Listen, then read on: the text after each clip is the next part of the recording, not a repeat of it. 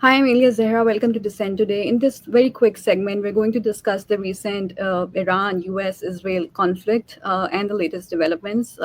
Joining me now is Akbar Shahid Ahmed, who is a senior diplomatic correspondent at HuffPost. He's done quite a bit of reporting on this. Akbar, thanks so much for joining us. Thanks for having me, Alia. So I want to start by talking about the CNN report that came out yesterday, which cited an intelligence assessment according to which Iran's nuclear program has not been completely destroyed after the U.S. attack on Saturday. It actually set it back by a few months, according to that assessment. President Trump has strongly denied that report. Just moments ago, he said that he cited another Israeli report from its Atomic Energy Commission according to which the attack was a success and the nuclear program was, in fact, destroyed. The White House press secretary also strongly denied it and said that it was leaked by, quote, a loser. So they haven't really, they have acknowledged the existence of that assessment, but they're disagreeing with it. I'm not quite sure what that means. So, based on your own reporting so far, Akbar, how credible do you think that CNN report is? I think it's highly credible. It's in keeping with what experts inside and outside the US government have said about Iran's nuclear program for years, because that's the reason why diplomacy has been pursued rather than war. Uh, Other than, just there's a distaste for dealing with Tehran in general, this idea that war will just be a quick and easy fix has really been pushed back against for more than a decade now because Iran's facilities are so deeply entrenched, so deeply buried, so protected. And by the time the US entered the Israeli war in Iran, it had already been kind of 10 days and increasing suspicion Trump would do so. The Iranians had a lot of time to prepare. We do know that even based on US intelligence, Vice President J.D. Vance has said this, that the US doesn't know where Iran's stockpile of enriched uranium has gone. Iranian officials have said they've moved it and the damage has been limited. So of course we should take all these officials with a grain of salt, but I think it's most helpful to look at this through the lens of what does everyone else who's tracked this issue very closely for a long time across administrations pre-Trump and across governments. I mean, it's not just the Israelis and the Americans who have an interest in this. Regional governments, Arab governments have also for a long time said we don't think military options are the best way to deal with this issue. I would just add, while President Trump's attacks on the media are very much of a piece with his general approach to the press, it's for folks who are hoping that we can avoid further escalation. This is kind of conversely the best case or positive scenario that Trump really wants to double down on the idea he did a lot of damage and he's done. So while it's corrosive to democracy for him to be attacking the media in these ways without any evidence, it may be a good thing for kind of global peace for the next few weeks or months. Interestingly, just hours before the CNN report came out, we had White House officials and administration officials telling us that they're very proud of the fact that no one knew about this attack before it actually happened, and they're very good at, preventing leaks. But then moments later, we saw this really shocking report, which basically contradicted everything that the administration has been telling us about the impact of the attack, right? So, what do you think it says about the administration's ability to prevent leaks and their overall handling of this situation?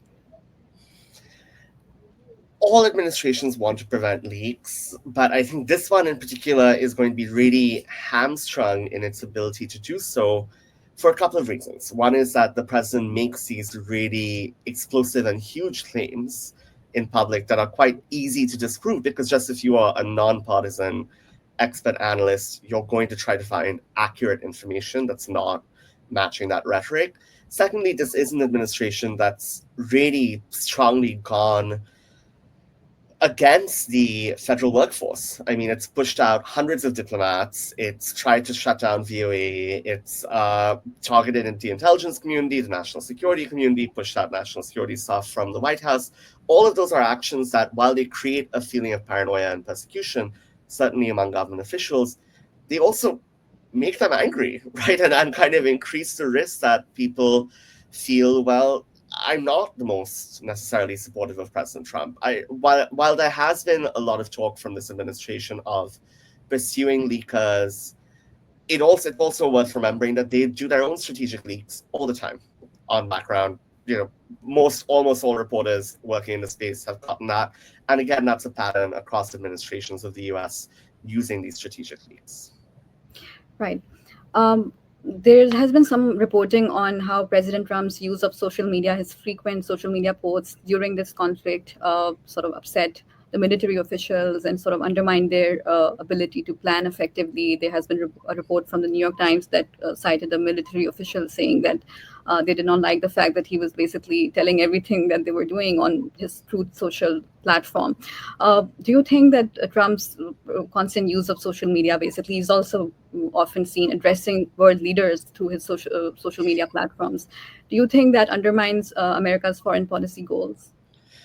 I think it creates a lot of disruptiveness, right? And even the report you mentioned from Israel's atomic energy inspectors today, that was released by the White House before the Israeli government released it. So there's a lot of chaos here, and I think it does harm trust.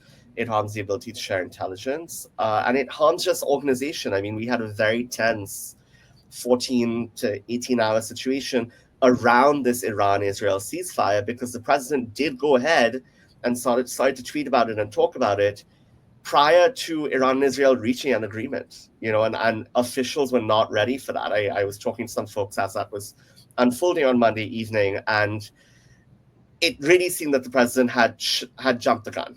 So I think perhaps some lessons can be learned that for the goals that he says he wants to pursue, which are very much deal making, he wants to be seen as a president who doesn't pursue wars in the way that Bush, Obama, and others before him have. If he wants to do that, he's going to have to change how he behaves. But it's important to remember that this is a 79-year-old president in his second term. It's tough to convince him to change in major substantive ways. Yeah. Right. Let's talk about the ceasefire a bit.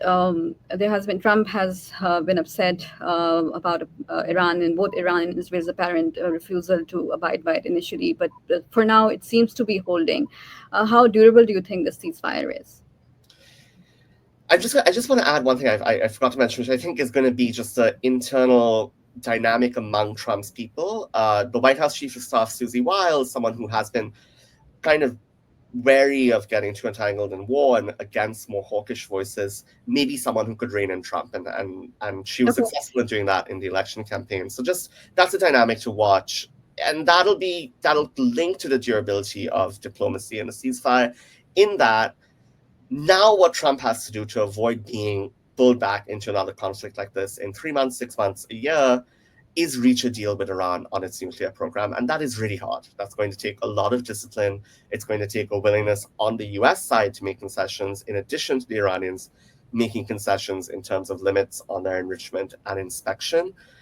And I don't know necessarily that the Trump administration, the expertise is there, but will they tap the expertise that still remains at the State Department and in some circles of government to get to that deal? I think there's an Iranian willingness to get to that deal. There's also a desire from Prime Minister Benjamin Netanyahu to sustain a state of tension in the region and a risk of continued escalation. I mean, we've now crossed the Rubicon in terms of what Netanyahu has wanted from the US for a long time. The US has finally struck Iran's nuclear facilities. Once you've done it once, it's easier to do it again.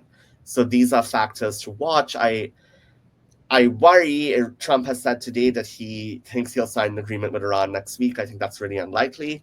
Maybe some kind of face-saving initial agreement, but something that's lasting and meaningful, that will take a lot more time to come. Iran was, according to some reporting, ready to negotiate when this attack happened, when Israel launched this attack, and was already negotiating. And Iran is a country that has been, skeptical of foreign powers. It doesn't really trust foreign powers easily. So, going by the events of the last few weeks, how do you think that all these events are going to shape the future of Iranian diplomacy?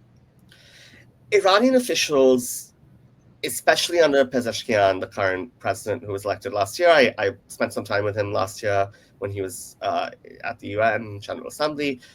Iranian officials have expressed a really consistent desire to deal with the US and to have a a direct channel to the US that doesn't go through Israel. I mean, that's been a long-term strategic goal. So I do think while they'll come in a lot more cautious and there's a much bigger gap of trust, there's still that desire to negotiate. That said, I don't know that necessarily we can get as strong a deal as the original Iran nuclear deal, for instance, because the Iranians might feel we have to keep some capabilities in our back pocket. We're not going to let in as many inspectors, or we're not going to accept as low limits on our uranium. So these are factors, but I do think Iran's general willingness to negotiate, to get sanctions relief, to solidify its position in the region, and to pursue this long-term strategic goal of a direct line to the US, that's still there, but it's going to be also dependent on who kind of rises within the country. You know, the Islamic Republic now is going to be fundamentally changed. There's a lot of questions about succession for the supreme leader and which factions are able to say we're best able to deal. Is it more reformist voices? Is it pro-diplomacy voices? Is it more militaristic voices? These are the factors that will determine Iran's calculus. The Iranian state media seems to be celebrating the ceasefire. They're calling it a victory for the Iranian nation. What are you hearing from Iran, from the Iranian public? How are they sort of looking at this ceasefire, and what do they think about what comes next? What's interesting, I think, is the fact that even more moderate and reformist voices within Iran, who over the last few years have been quite supportive of diplomacy and engagement with the West, even they are feeling, after the fact that the US did go ahead and give Israel what it wanted in terms of a strike, they want to retain kind of a greater capability and a greater distrust. And I think that's going to be a lasting dynamic. Kind of the pomp and circumstance you're seeing of celebrations is very similar to Trump saying, I've achieved a historic victory. All sides have to say that to de-escalate. But this won't be forgotten. And it certainly won't be forgotten by literally the people who the US needs to negotiate with, like Foreign Minister Abbas Araghchi, Javad Zarif, who was also very involved in the last Iranian nuclear deal. So these figures, they're coming out bruised and they're coming out really feeling they've logged something about the person on the other side of the negotiating table. Akbar, thanks so much for your time this morning. Thanks, Ailia.